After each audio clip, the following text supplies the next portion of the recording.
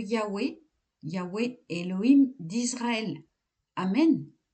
Aujourd'hui, lecture de la paracha Toledo dans le livre de Bereshit au chapitre 25, verset 19 jusqu'au chapitre 28, verset 9.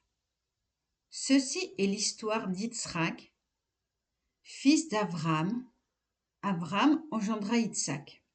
Yitzhak avait 40 ans lorsqu'il prit pour épouse Rivka, Rebecca, fille de Bathuel, l'araméen, du territoire d'Aram, sœur de Laban, l'araméen.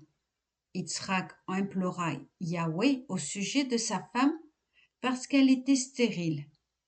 Yahweh accueillit sa prière et Rivka, sa femme, devint enceinte. Comme les enfants s'entrepoussaient dans son sein, elle dit : « Si cela est ainsi, à quoi suis-je destinée ? » Et elle alla consulter Yahweh. Yahweh lui dit : « 2 nations sont dans ton sein, et 2 peuples sortiront de tes entrailles. Un peuple sera plus puissant que l'autre, et l'aîné obéira au plus jeune. » L'époque de sa délivrance arrivée, il se trouva qu'elle portait des jumeaux.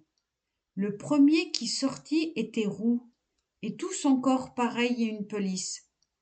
On lui donna le nom d'Ésav, dit Ésaü.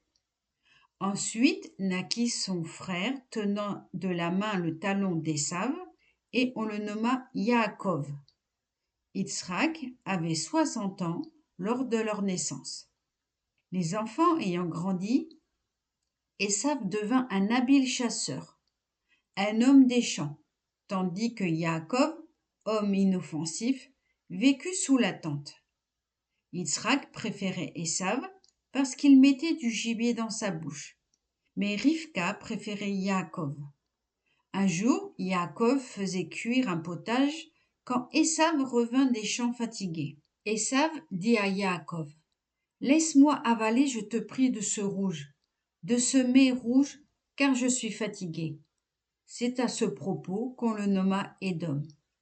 Yaakov dit : « Vends-moi d'abord ton droit d'aînesse. » Ésav répondit : « Certes, je marche à la mort.